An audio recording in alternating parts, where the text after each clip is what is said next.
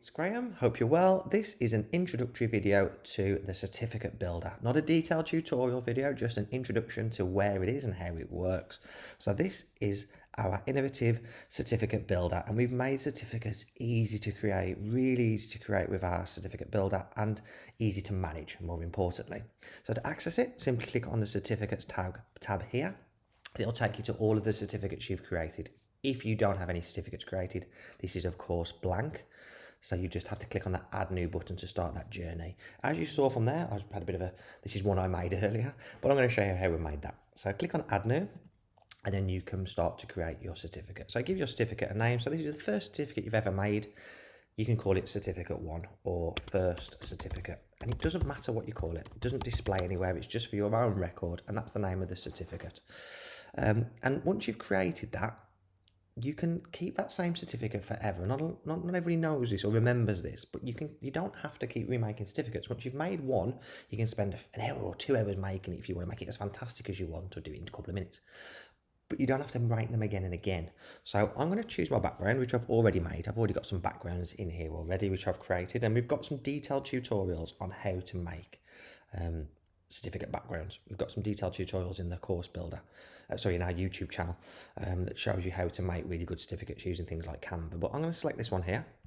I'm going to add that background, and that is my certificate background. It's already created. I've already done this. It fits nicely on the background, and I'm now going to add elements to it. So you add the elements here. So I'm going to add a course title. See, it's not displaying an actual course title. Why is that? The reason why it's not displaying a course title is 1, because it's not assigned to a course, and 2, because it's generic. And what we mean by that is when somebody completes whatever course it is, it will automatically generate the course title. So it means you don't have to type it in or add that information manually. It's already created. So this basically just works as a tab that adds that information in. So I'm going to bring it down a little bit in size, and I'm going to put it here. So successfully, looking at the information I've already got in here, successfully completed the course, and then it will generate the course title. And I can expand this, drag that so it fills that gap. Just be conscious obviously of how long your course title is, because once it gets that, it'll start going below. So when it gets to these ends, it will start going below. So either drag these further or just reduce the size of the text, and you can do that yourself.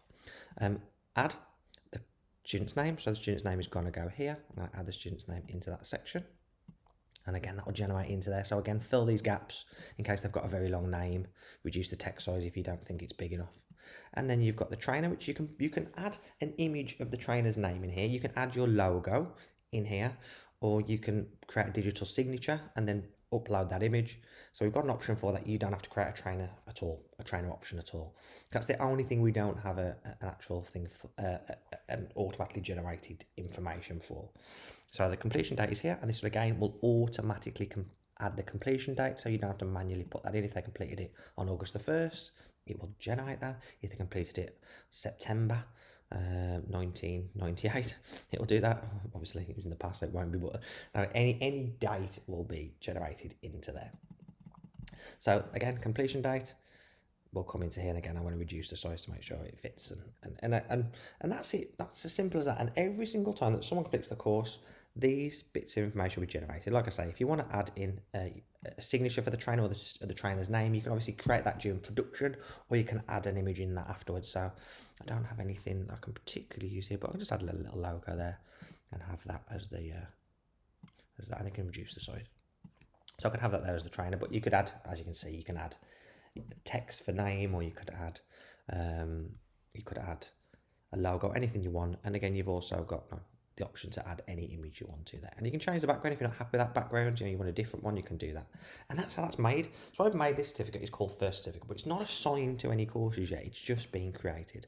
So I'm going to save that, and that then gets saved in my certificates area, where I can then assign it to whatever course or courses I want to assign it to, because it will automatically generate that information depending on where it's been placed. And I'm going to show you how to place that into a course now. That's just saving. It takes a minute because it's saving a lot of key information. It's remembering that it can be put anywhere. And like I say, once you've spent a bit of time doing this, like I say, we've got some detailed tutorials in the YouTube channel on how to make your own funky certificates. We've also got some stock certificates. So if you want to use one of our stock certificates, you can find those in the Course Builder School, which is at the top of every course, which I'll show you now. So if you want to use one of those backgrounds that we've already pre-made, you can find them in here, which I'll show you now. So let's go to this one course here, the importance of phase 1 phonics, which already does have its own certificate assigned to it.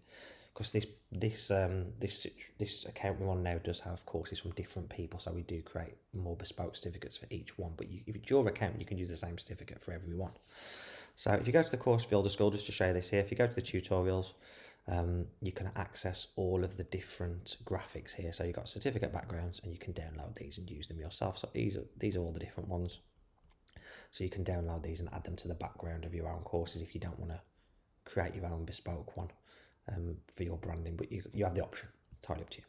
So that's where they are. So to assign the certificate, you'll see the option is here. This one's obviously, it's assigned Amy LL certificate. That's one we created for this, but we could reassign that to a different one. So first certificate should be in here somewhere.